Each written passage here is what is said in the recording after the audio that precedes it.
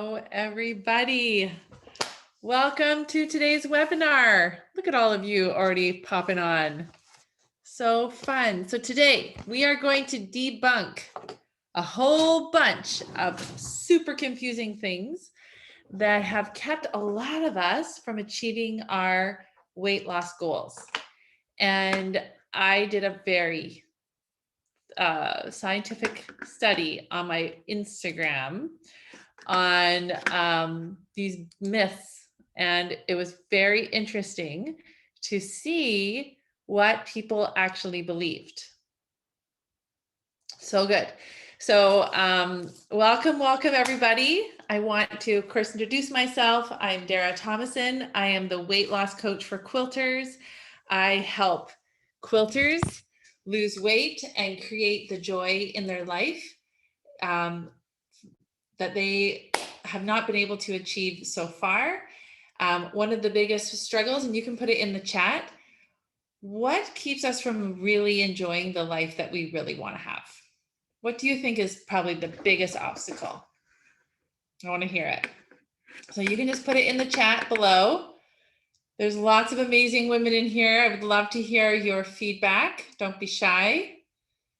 So why do you think you haven't been able to achieve what you really want to? Being in survival mode. All right. So what does that mean to be in survival mode, would you say? So good. Okay. So things aren't going your way. You're not sure how things are. You feel really insecure about how things are. So it's just like, I can just barely get it through the day. That some things are really, really tough. What else do we feel?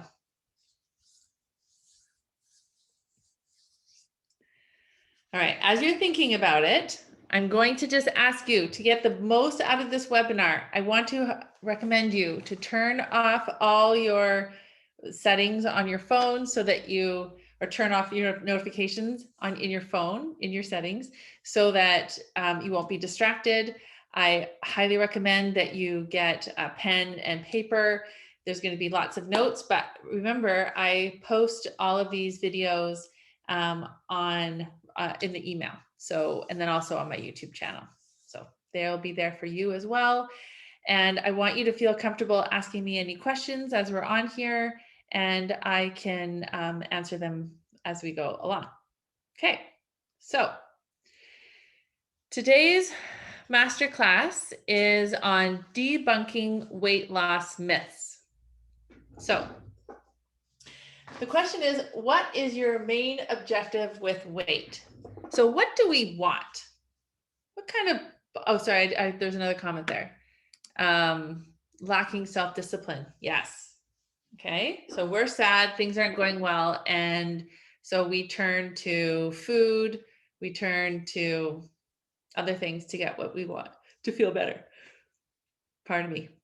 So what we really want is we want to be thin, and we want to never have to worry about our weight again. We don't want the scale to be an enemy. We want to be able to eat without all the confusion, guilt, or drama that usually comes from the food that we've eaten. And we also want our value not to be tied with our size. So that's pretty normal. Is there anything else that you really want when it comes to food that I haven't mentioned? So this is what we want. So what have you done to have gotten those results? So why haven't you been able to achieve that result? Oh, health, right. We want to be healthy. We want to actually take a load off of our feet. We want to be able to be gentler on our knees and our thighs, our hips, all of our joints. We want to have a lot less inflammation on that. We also want to have less brain fog. We simply just want, I know for me, I just wanted to get in the car and put the seatbelt on and not feel like upset or disappointed with myself. I wanted to get, excuse me, dressed in the closet and not have it be like a very dramatic event where I'm trying to put layers on and looking at myself and bending over and seeing if the rolls are showing. Like I just didn't want to have that situation. Okay. So why haven't we been able to achieve this goal? So I'm assuming if you're on this call, there's something about your weight, there's something about the way you look, the way you approach food, the way you are living your life that it's not in harmony with what you really want. So that's all. Okay. So we haven't been able to achieve it because, well, how many diets have we been on? How many different diets? So even with my program, so I have a proven process. So I have a process that shows you how to lose weight and keep it off. But the application of it is not always as easy. And I see several of you ladies on here who I know personally who will do really well for a while, and then they will have something happen in their family. Someone will have like COVID, or someone will die, or someone will get sick or lose a job, or something will happen and it kind of derails us. And because of our relationship with food and relationship with ourselves and how we process or don't process negative emotion, we buffer. So we go to food or shopping or whatever that is to try to feel better because we're not going to take care of ourselves and helping ourselves feel better. And so then we eat the food or spend the money or spend more time on Facebook than we had planned. And then now we have this even more negative effect of, darn it, I lost trust with myself. And it just kind of spins and spins and spins. Okay. So this is a very common problem. Now, to add to injury, we actually have a lot of myths out there that don't help us with our understanding of weight loss. Okay. So today's class is really going over a lot of myths that have really kept us stuck and not achieving what we really want, which is to be just like weight loss is not a problem, food isn't an issue, we don't have to really think about it. We can just like eat food without guilt and we can just get at our proper weight and we can just stay at it. So that is my experience now. I've taken off over 50 pounds without counting calories and exercise, and I just keep it off and it's like not a problem. And that's the process that I teach my clients to do. Okay. All right. So this is where I did my very informal, well, very formal Instagram poll, which is awesome. So for this one here we go. Carbs make you fat. Okay. So 88% of people said it was a myth and 12 people actually thought it was true. So I'm going to go over this. Now, carbs, there's lots of different carbs. Did you know that cake and carrots and all vegetables are carbs, and pastries are carbs, and fruit is carbs, and fruit are carbs, and legumes are carbs, processed food are carbs, and so is pop and sweetened drinks. Those are all carbs. However, we have good carbs and we have bad carbs. And so cake would be a bad carb. Carrots and vegetables are good carbs. Pastries, bad carbs. Fruit, good carbs. Legumes, good carbs. Processed food, bad carbs. And of course, bad carbs. So our body processes good carbs because what do carbs do? What is their purpose? I like to think about a carb like a battery, right? That's my Duracell right there. That's battery. So carbs actually give us fuel. So if we didn't have carbs, we would die. We really need carbs.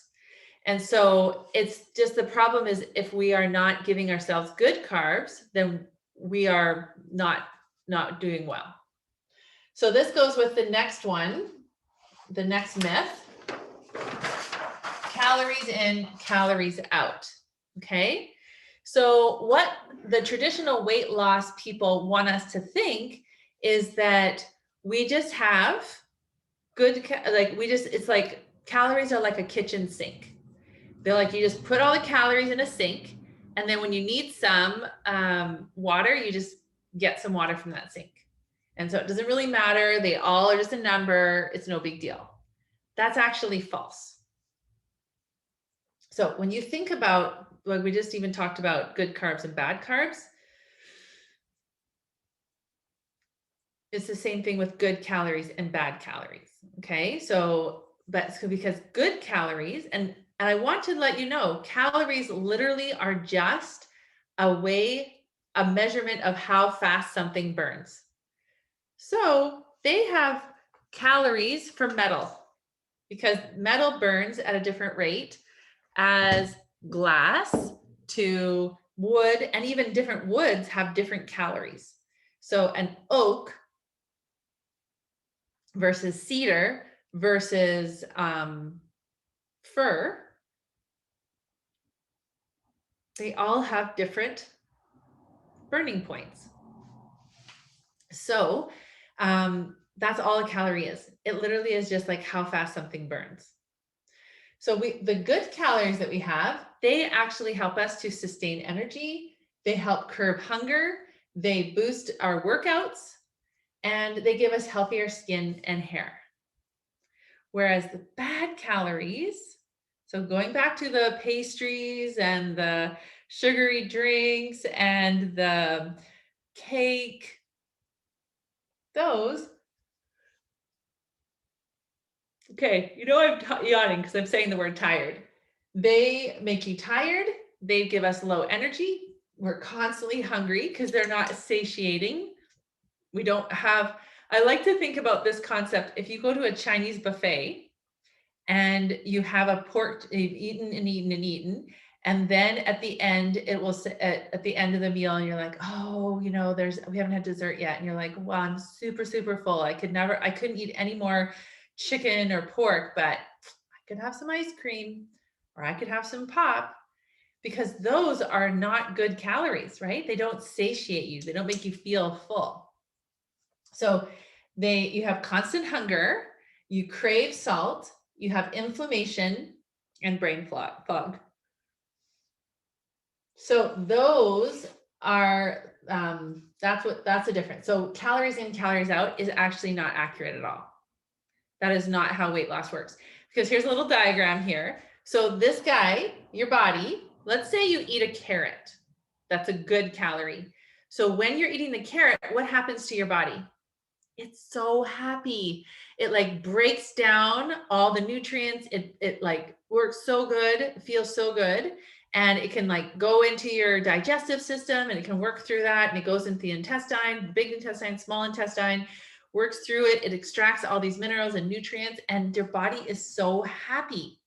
It's got all this goodness and all this good stuff that it does. It's amazing. Okay. So we like these good calories. The good calories help break up. All right. So next one, weight loss myth. By the way, if you have weight loss myths, oh my goodness, I knew when I was doing my Instagram story yesterday, weight loss myths. It's a little bit tricky. If you have ones that you want me to dispel, I will help you. Okay. I do have a lot in this class today. All right. The next myth. It's harder to lose weight the older you get. Okay, how many of you believe this one? Really?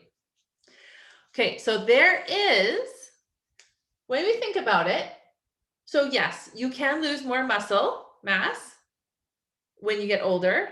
And because as we know, and this is one thing, so when we have a pound of fat and a pound of muscle, they still weigh the same amount, right?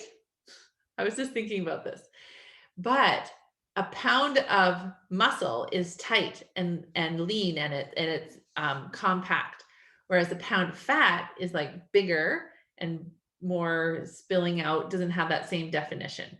Okay.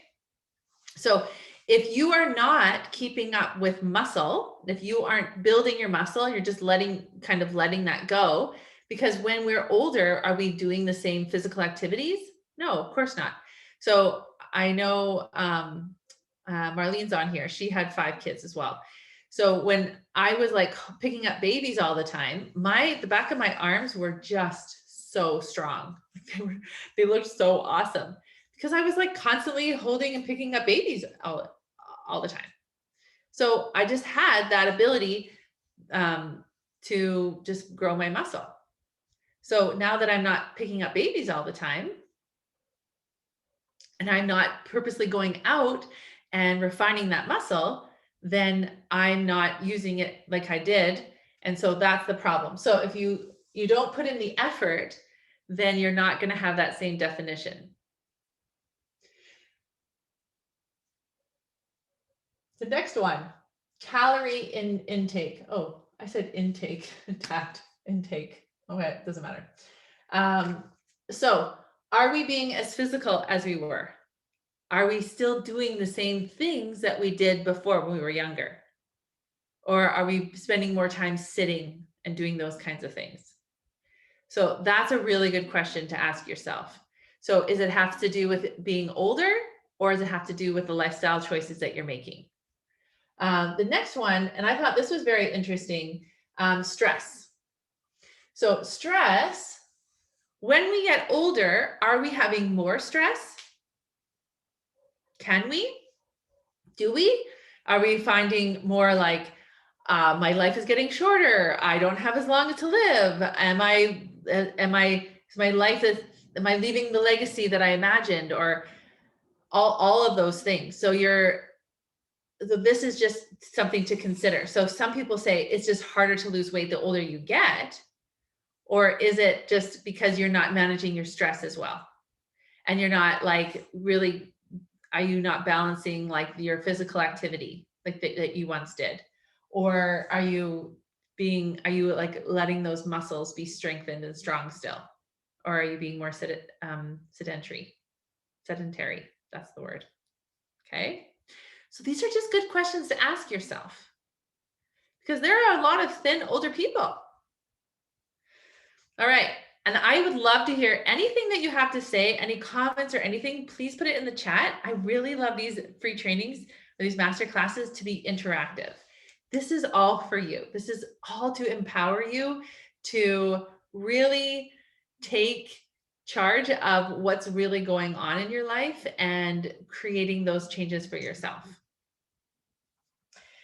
The next myth, supplements help you lose weight. And I was actually really surprised on my Instagram story. Yeah, so in my when I did the poll, it's hard to lose weight the older you get. 57% said that was a myth, and 43% said it was true. And then the next one is supplements help you lose weight. 67% agreed that it was a myth, and 33% actually believed it was true. So that's interesting. So the problem with supplements is they prey on our emotions. They want you to think that you are not capable enough, you are not smart enough, you are not wise enough, and so you need to buy this from us. And many studies I looked at when I was doing the research for this, there is a placebo effect for it. Also, they have a lot of fillers in them. And they also want you to be coming back. Okay. So for you on the call, and for those watching the replay, how many times have you spent money on this kind of stuff? And how long lasting and how effective has it been? So I just want you to get curious and just see where you fall. So really what you need to be doing is, as far as supplements go, we need a multivitamin. Probiotic can be really healthy. Probiotics are really good for our gut health. So if we're eating a lot of like healthy gut stuff anyway, we don't necessarily need a probiotic. And we could benefit from fish oil. So those would be the kinds of supplements that I would recommend. Okay, the next one here. The ease of losing weight is affected by our genes. Okay, this one's a big one. I want to hear, when you think about this one, what are your thoughts on that? So how much are your genes affected by your weight loss? So is this surprising that this is actually a myth? And if it is surprising to you, I'm not going to show you the answers. Why is it surprising? Because for me, it definitely was. This one, I actually believe that it was my genes. But then I really started thinking about it. I'm 6 feet tall. And my mom, she's like 5'5". Our bodies are very different. My mom is very curvy. I am not curvy. I'm pretty like straight. I actually look like my dad. My dad and I have the same leg length, 34 inseam. Like I look much more like him. Okay.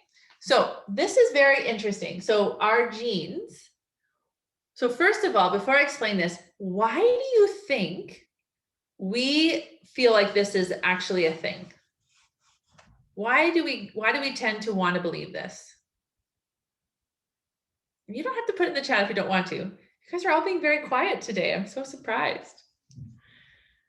With all of you ladies on here, I would expect more. But that's okay. You don't have to do anything. I love that you're here. It's awesome. But sometimes I do these trainings and there's like tons of chatty in the chat. And it's totally fine. Any way you want to do this.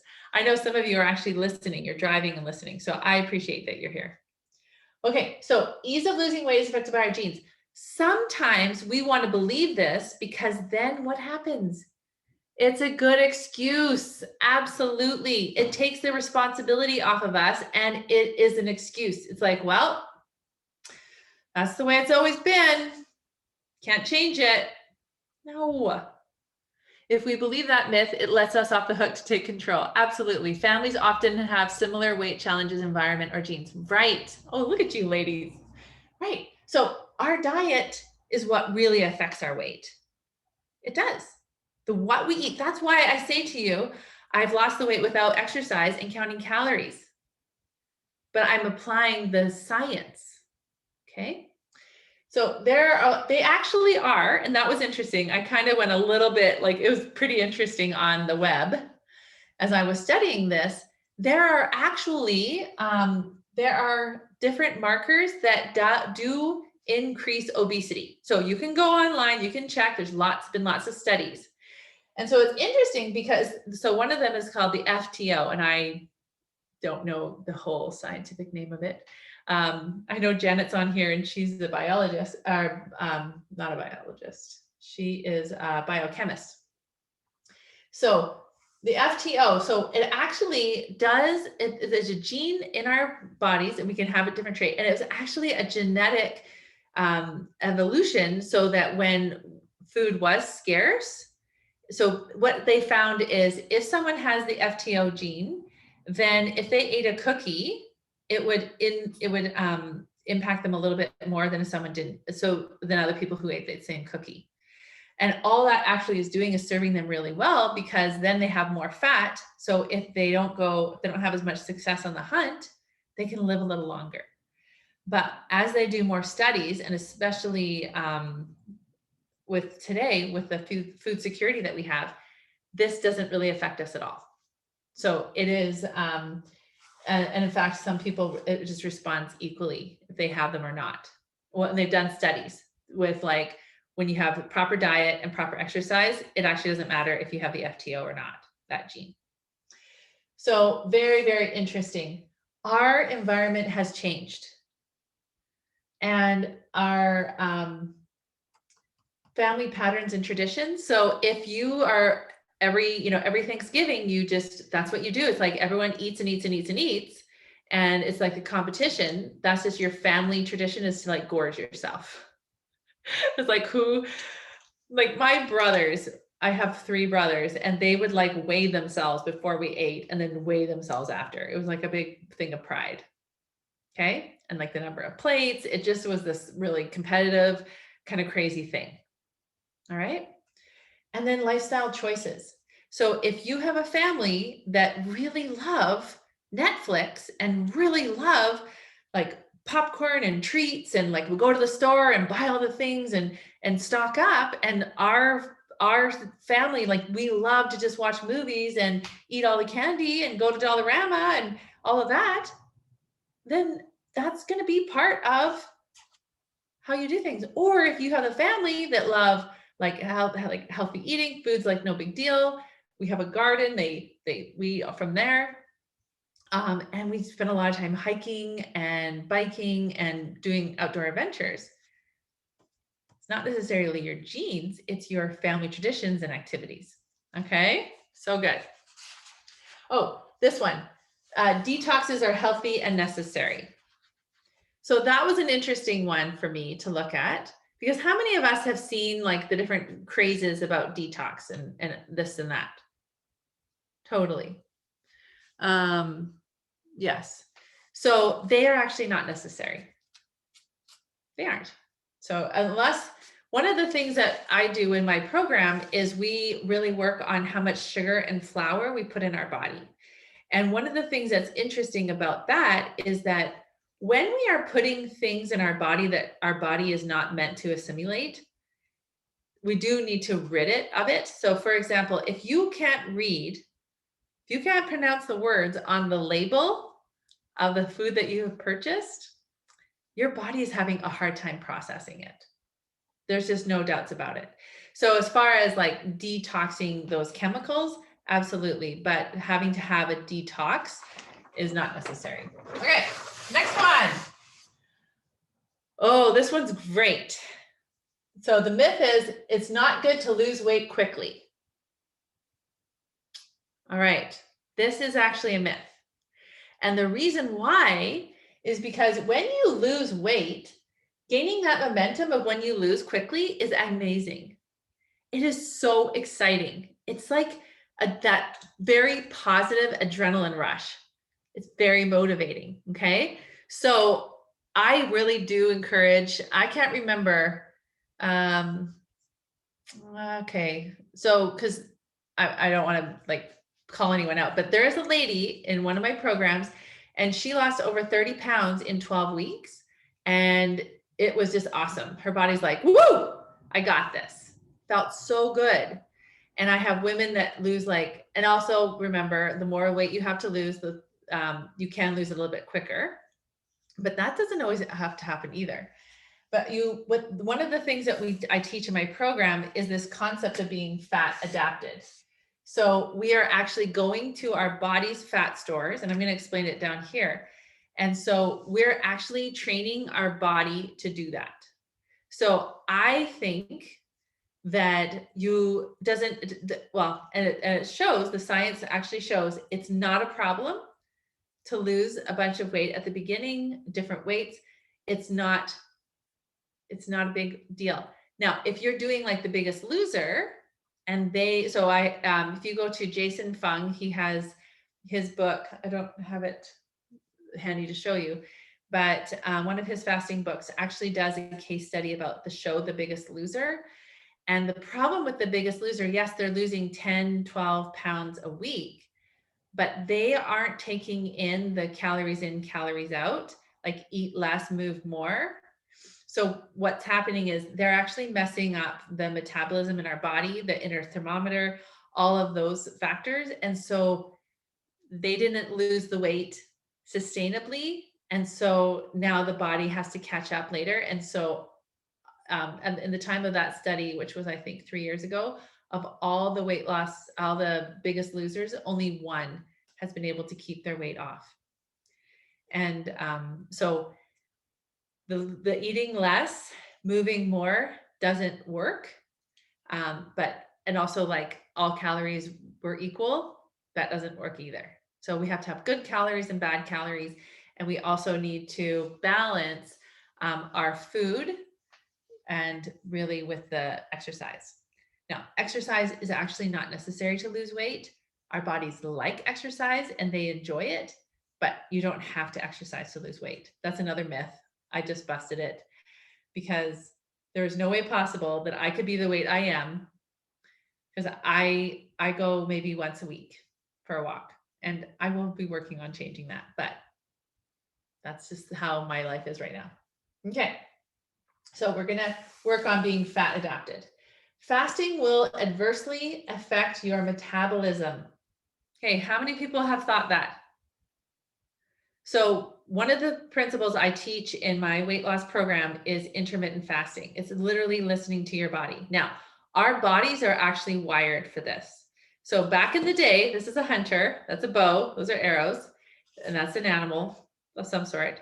So if you went hunting and you didn't catch an animal, we were built to live off our stored fat. And it's very fascinating. If you want to do more research in that, I won't go into all the details, but that's why men, their bodies have more muscle, because they needed to have been able to walk and then walk and walk and walk and go hunt and then drag that home. So they need to have more muscle. Women, on the other hand, we have more fat because we needed to have babies. We got to have babies and feed the baby and take care of the baby. And, we're eating for two. So we need to be able to have more fat that's going to really nurture us as we're making the babies, carrying the babies, and making sure that the babies are going to survive. So that's why we have more fat, less muscle. That's just the way it is. Okay. So our bodies are wired to store fat. And if we don't catch the kill, then our body will work on using that stored fat. And so what I teach in my process is how to utilize the stored fat that's on our body already. Okay. Next one. Okay, next myth. Losing weight is linear. So you should lose 1 pound and then the next week another pound and the next week 2 more pounds. You should never go up in weight. That's a myth. Okay. I like to remind everyone that losing weight is like the stock market in reverse. So here we are. So we weigh a certain amount and then we kind of drop some weight, and then we might stabilize for a while, and then we might have some stress coming on, and our cortisol might be a little spiked, and then we might gain some weight.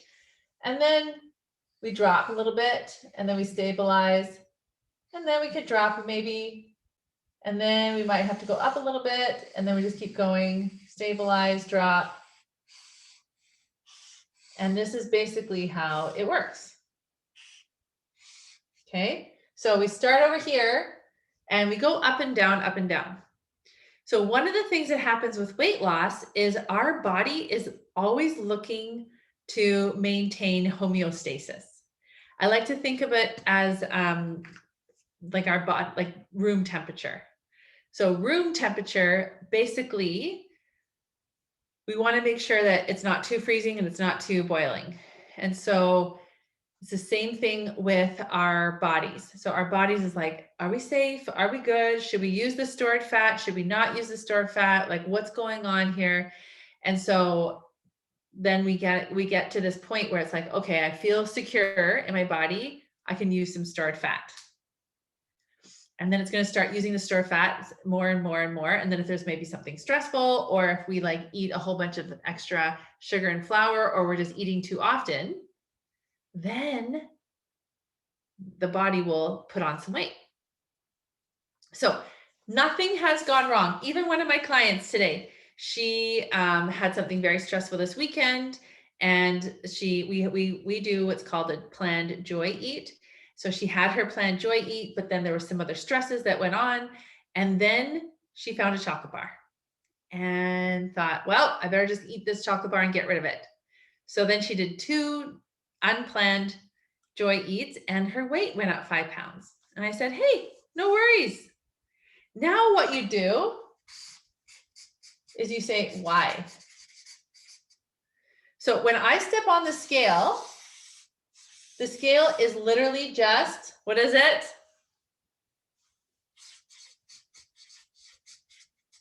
We're just collecting data. Okay. So when we step on the scale, we're like, oh, I see what's happening. And so when I step on the scale, and my clients, this is the process I teach them, they will say, okay, this is the weight I am. And then they start going through their protocol. Did I drink my water? Did I have a good night's rest? Did I eat too much? Was I paying attention to the food? Did I eat the sugar and flour? Did I have a lot of stress and not process it? Was I avoiding negative emotion? Was I not allowing the negative emotion? So then I was like doing some buffering. I was like overworking, over criticizing, all of that. So that way, when they go on the scale, they're like, oh, so when I had that negative emotion, I didn't process it. My body was feeling confused of what it should do. And so then it had more cortisol. Because remember, cortisol is what's stored in our stomach, because it's always like, should we keep on to this? Is this going to be safe or not? It's very primal. We were wired for survival. We were wired for not having grocery stores. So we still have this wiring in us. And so that's why this is such important work. It's because we're starting to learn about our thinking, and then we can understand, oh, this is how like, can you imagine you have a computer program and it was wired to do something? So if you press enter, it would turn green. If you pressed exit, it would turn red. But you kept you didn't want that. You wanted something else. So you kept pressing another button. And you're like, but I want it to be green. The problem was it's wired to only respond to turn green if you press a button, but you're trying to not do that. So that is why so many of us have problems with our weight, is because we're like, no, but I just want to eat whatever I want to eat. I don't want to feel negative emotion. So you just keep pressing the button, hoping it's going to be green, but you're pressing the wrong button. It's always turning pink. And you're like, what's going on? We have to understand what's really going on. Okay.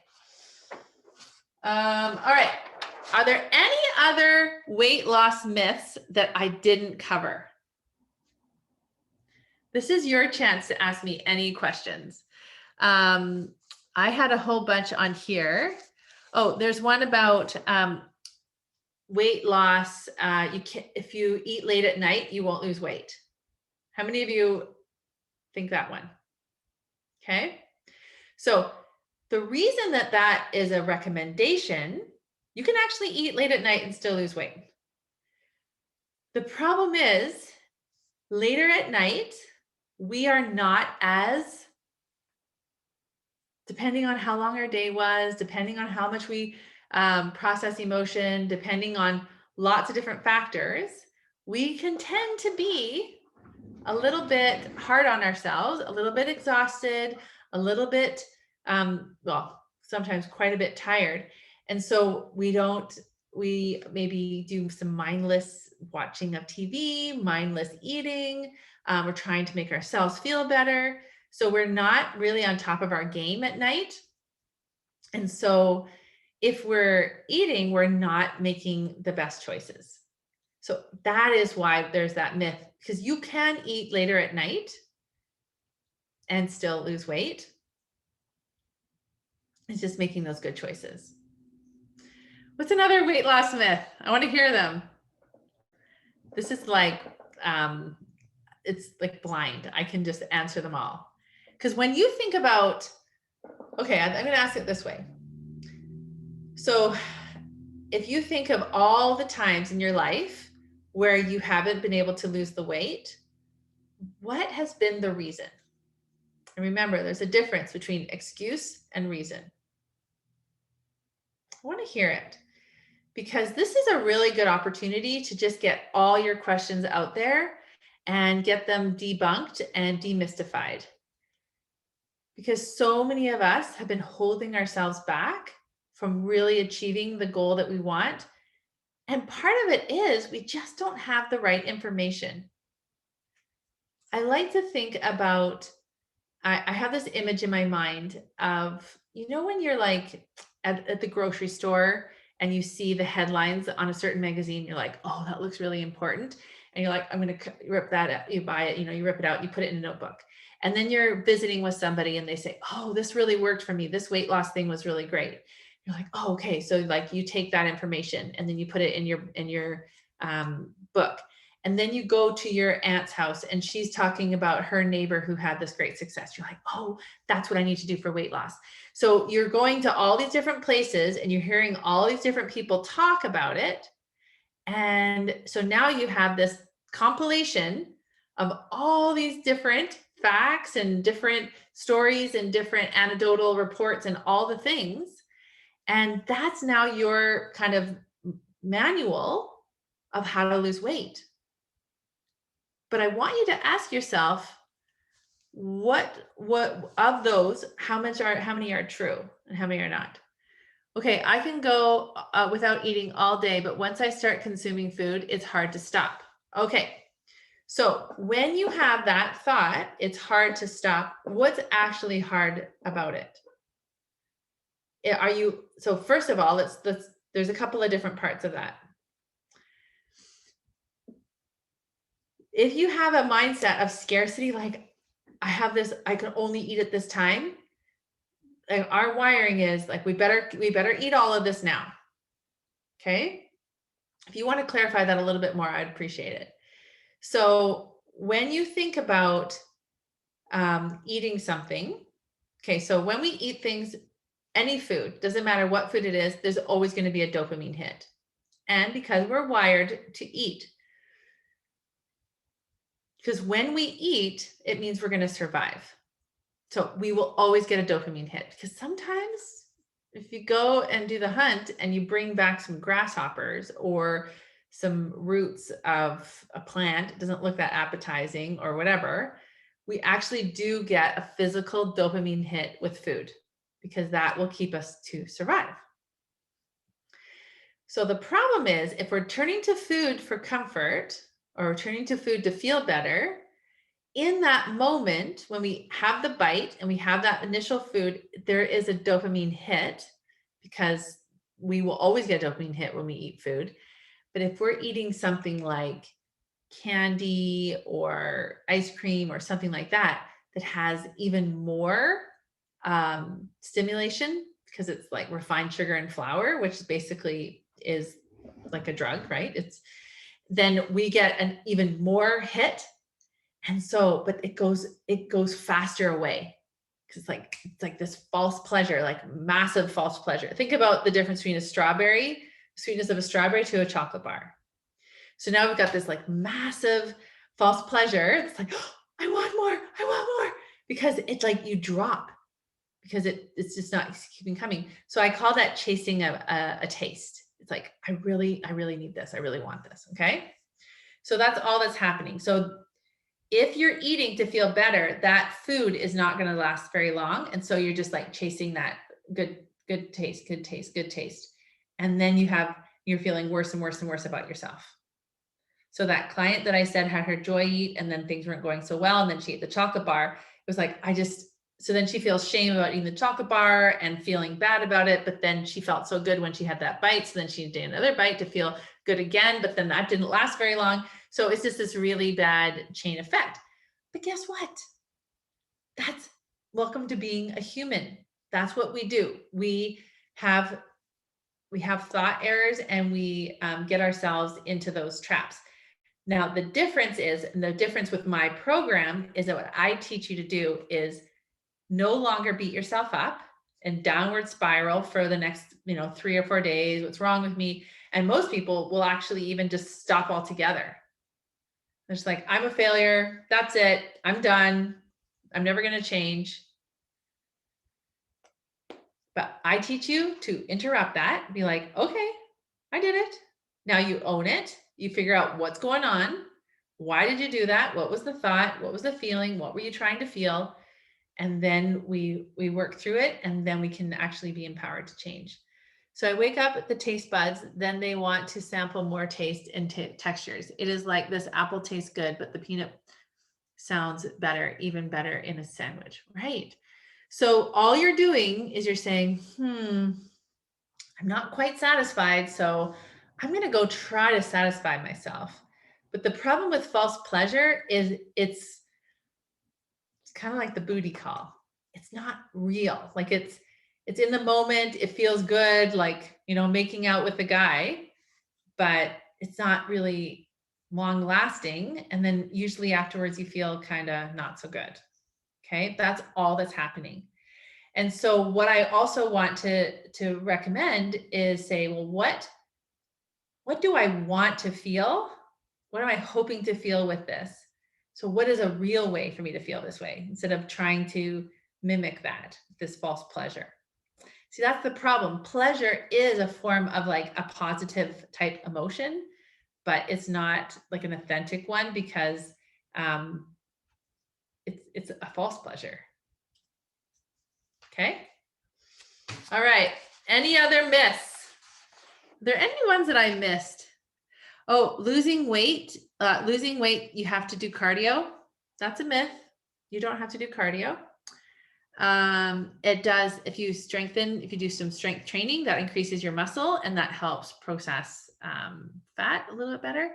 Oh, this is another myth. Eating 6 small meals will increase your metabolism.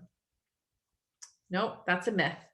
So if we eat smaller meals, what we're doing is we're spiking our metabolism, or spiking our insulin. And so we are just having all sorts of insulin being raised all the time. So that is another one. Is there any other ones that you can think of that I haven't covered? Oh, another one, must work out in the morning. No, that's not real. That's a myth. Sometimes people, if they prioritize themselves and they work out in the morning, then they'll have maybe less excuses in the afternoon or the evening, but that doesn't matter. Yeah. Oh, that another myth is it's all about the number on the scale. And that was interesting because even my client this morning, I was coaching her about the number on the scale. It's not going down as fast as she wants. But she's like, but my body feels better. And I said, yes, because 1 pound of muscle is tighter, 1 pound of fat is looser. So one of the things that we can do is just like measure our waist, measure our chest, measure our arms, and we can see what's happening. But the other thing is, one of the reasons I still really like working on the scale is because it is helping you collect data. So if you had something very stressful happen in your family, or you had a difficult conversation, or if you're trying to avoid something, guilt is a huge one. If you're not processing the guilt, and if it's there, then your body's going to react and say, well, I actually don't know what to do with this lady because she's feeling a lot of guilt. And I don't know if I should make some estrogen, if I should make some cortisol. This seems really like she has 2 opposing thoughts. They seem really confusing. I'm just going to have some extra storage just in case something goes wrong. Okay. So that's a new layer, and that's kind of higher that I work with my clients on. Okay. So those are my debunking thoughts. Please put anything in the chat. Now, what do you need to do? So now we know why. By the way, so when we think about why the diets don't work, why we haven't been able to have success that we want, it's because diets aren't meant to last long. They're not. They're for a short-term loss, quick loss. Okay, and they never solve the real problem. So why do we turn to the food in the first place? Are we bored? Are we disappointed? Do we have an emotion that we're trying to avoid? And so we turn to an external thing to try to feel so much better. These are all the things that we work through. And the other part of why we haven't lost the weight that we really want to lose is we have a lot of, and it makes so much sense. We just talked about all these myths that I just debunked for you. There's a lot of confusion around food. I remember thinking, I can't lose weight because I can't hire a professional cook. I just couldn't afford it. I thought, there's no way. I have 5 kids. And then I would have, and the other part too was I have to cook a whole different menu and it'd be so expensive. I don't even know what I'm doing. My body's so different, like all of those things. Oh, I know one that I didn't cover. That's a huge myth. it's harder to lose weight during menopause. How many of us have thought that? It's harder to lose weight during menopause. It's not true.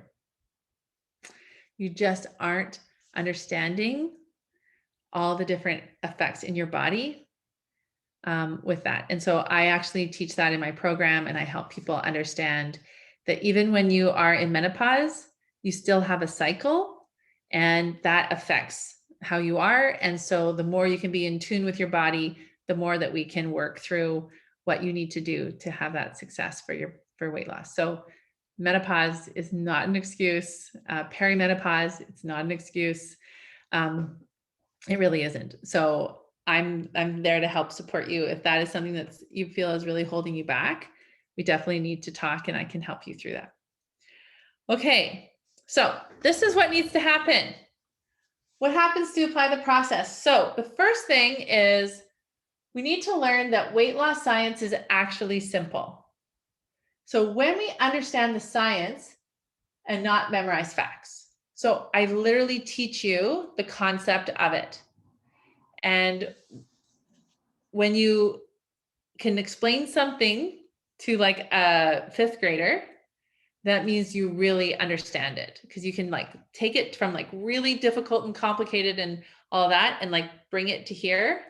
It's like, oh, okay, I get it. Because we don't need to make it complicated. So we can keep it really simple. We become the scientist. We gather our data. We know how to manipulate the data, and we're always responsible for our results. So every time. So when you weigh yourself every morning and you look at the food that you've eaten and the sleep that you've gotten and all of those factors, you start becoming responsible for yourself. Okay? The next thing that needs to happen to create long-lasting weight loss, permanent weight loss, and more joy in your life is you need to create your own protocol. So instead of someone saying, here you go, here's your diet, eat this, don't eat this, eat that, don't eat this. Oh, wait a minute, stop doing this, stop doing that. No, we learn to apply your own rules, measure and test the results. So you can go on vacation, you can go to your mother-in-law's for dinner, you can go to the neighbors, you can go to potlucks eventually. You can change your routines, and it won't affect your weight loss. I have a client who kept trying to tell me that when the weather changed, her weight was it was like, oh, the weather changed, of course the weight went up. I was like, nope, that's not a reason. So we got onto that, and now she's realizing, oh, you're right. It doesn't have to do with it. We are 100% responsible for our results. So our bodies change when we lose weight. So then we get to learn how to tweak it. So one of my clients who's lost about 52 pounds, she actually needs to eat sooner now than she did before, because she doesn't have as much body fat to dine in on, to use up. But I'm teaching her how to do that on her own, because she's just applying all of that. Okay. The next one, brain and body connection. This is so fun. This is such a great process for us. So our brain, so let's say we're scared, like someone came out and surprised us. We get like our eyes open, our senses increased, whatever that is. We have a thought like, oh, that's scary. Or if we have a thought like, I'm late, immediately our body reacts. So we have a thought, and our brain releases chemicals and tells our body to do things. So that's already happened in our body. And so what I'm doing is I'm actually teaching you how our hormones are actually affected by our emotions, and our emotions are created by our thoughts. Now, one of the problems with humans is that we are often doing automatic pilot. When we go into that lower brain, like we don't really see what we're thinking. And when we don't think about our thinking, and we're not really even cognizant of what we're thinking, we have all sorts of feelings that happen that we're not even aware of. So when that happens, then we have hormone imbalances because we have all sorts of emotions that we don't even know we're in charge of. So that feels really scary and that doesn't feel so good. So hormones are influenced by our thoughts, not the other way around. So that's why I say with perimenopause and menopause, we're actually in charge. We can reverse that. We are wired for this. And we refine the process so it works for us. So we are actually 100% in control of our thoughts. Of our hormones. All right, number 4. So the fourth part of my process is I teach you how to make a goal. I teach you how to fail and then make a goal again. And this part about failure is a big deal. In fact, I have written the 12-step perfection recovery program for that very reason. That's how we've always learned. When we learned to tie shoes, we didn't get it right away. We had to learn some strategies. We had to figure it out. We had to kind of make sense of it. We had to build connections. That is the natural human way. So the problem is when we don't allow that and think, I should do better, I shouldn't have this problem, I should hijack that, I should never fail, we're actually denying ourselves the ability for real growth. So we misunderstand the concept of failure. Perfectionism. So again, my 12-step perfection recovery program. And so everyone who joins my program, they get the complete, they get the book sent to them. They get to have a one day devoted to that class, which is amazing. It's a 110-page workbook. It is so thorough. It's so incredible. You also get a digital copy, which is all, so you can like type in it. So you can like constantly be inputting to all of the questions. We actually, if we go to our past, we can really learn from the past. It doesn't have to be a detriment to us. But that's one of the things about life coaching is we can always just start today. It doesn't really matter what happened in the past. We can use our past as a guide, not as a deterrent. It's also, we're collecting data. Okay, so we're collecting data that instead of being the prosecutor for ourselves, now we're going to be the defendant. So we're going to learn to see things on both sides, and that's going to give us more of a balanced life. And the last part of my process is I'm actually going to help you create permanent change. And so your future no longer becomes like your past becomes your future and your future becomes your past. It's like Groundhog's Day. You're no longer going to have to worry about the Groundhog's Day syndrome because you're going to discover your thoughts. And when you discover your thoughts, you're now going to investigate and you're going to see, oh, I have some thought errors.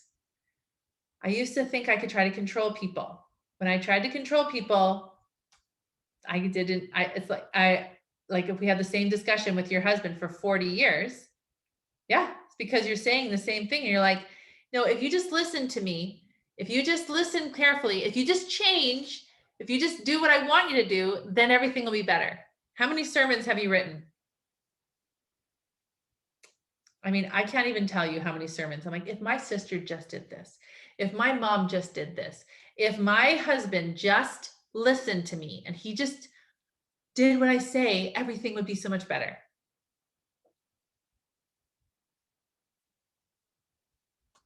We're going to discover those. Because the problem is if you don't think about your thinking, discover your thoughts, and you don't realize how detrimental they are, you're always going to have the same results that you don't want. And the fact of the matter is you're always responsible for your own thoughts. I mean, your results in life, and they all come from our thoughts.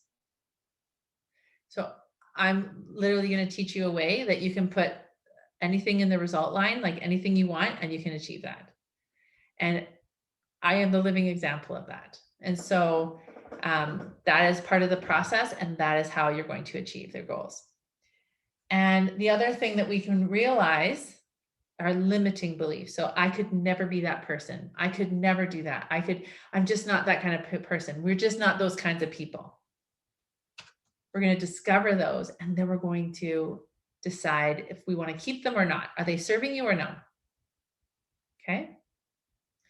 Now, Again, so when you have permanent change, then you can create the life that you want. So what will you experience now when you go through that process? So, all right.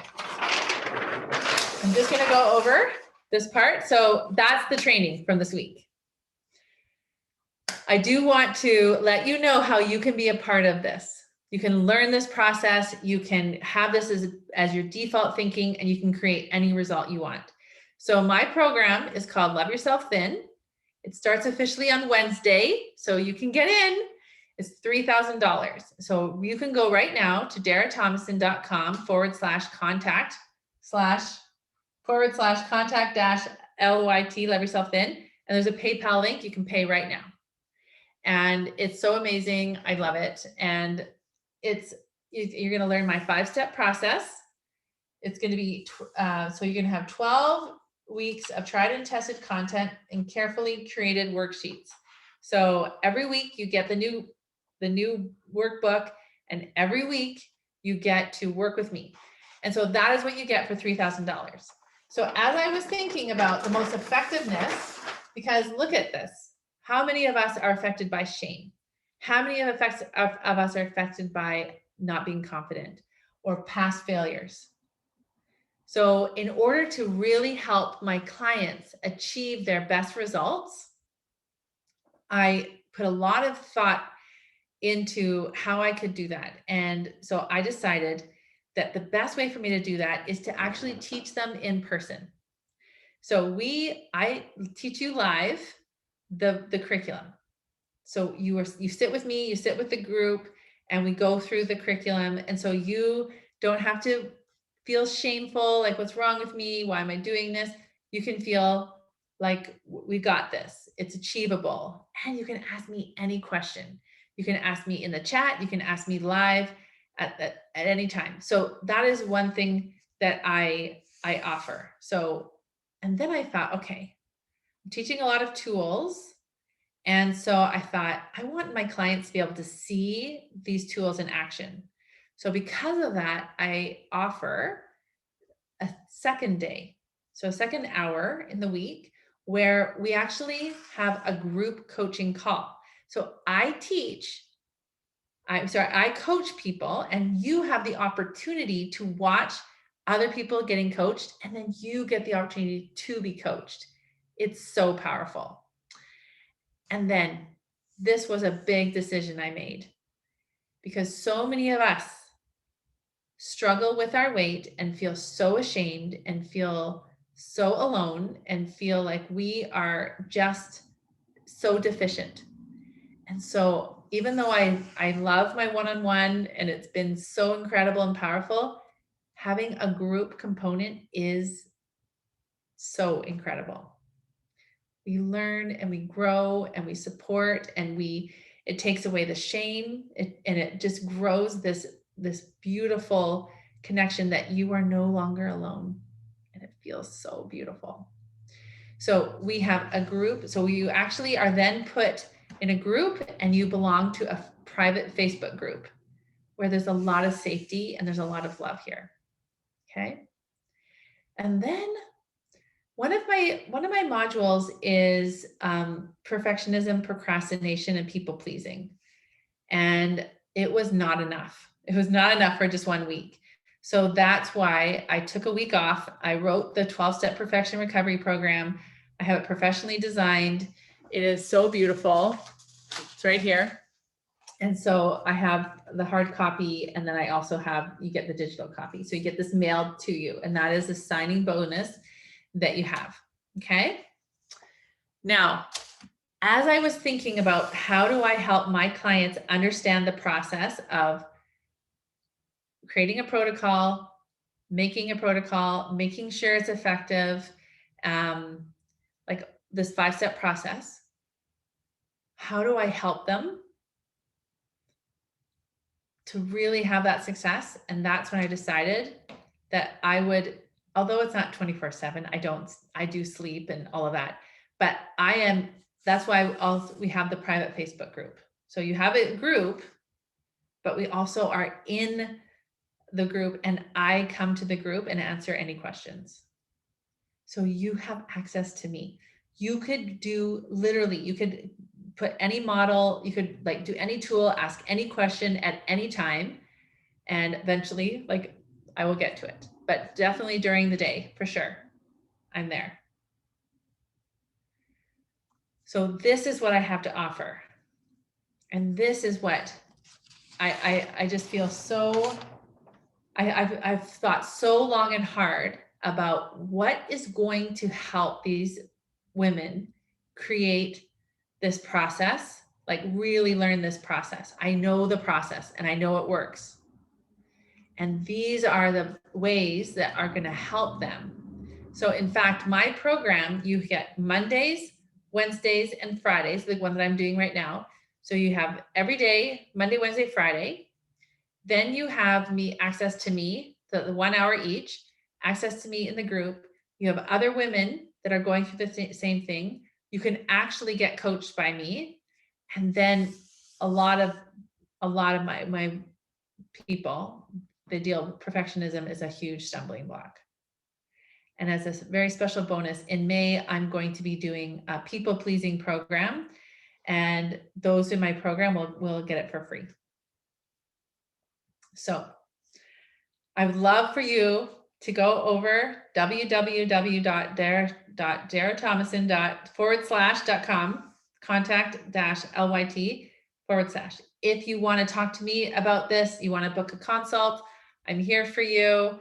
I would love you to join me. I would love you to do this for yourself, do it for your future. You are always your best investment, even though you have felt this before. But I'm going to teach you that when you invest in yourself, it truly is your best investment. All right.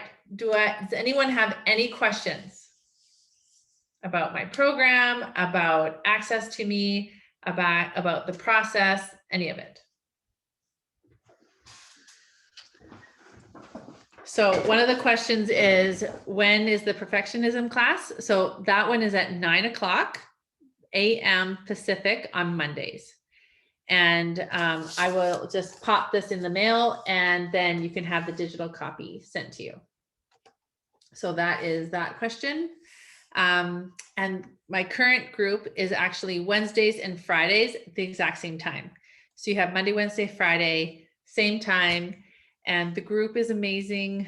So many of them have been my one-on-one clients. And so they are just, I mean, all my groups, every one of my groups are always so fabulous. All right. Oh, how do I know? Okay.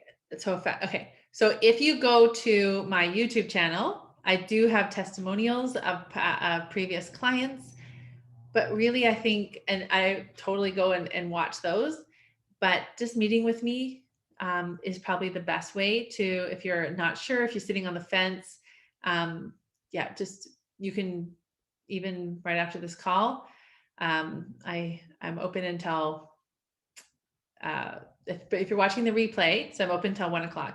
If you're watching the replay, then you can just contact me. My email is dara@darathomason.com. All right. Thank you so much for being here. Take care, everyone. Bye-bye.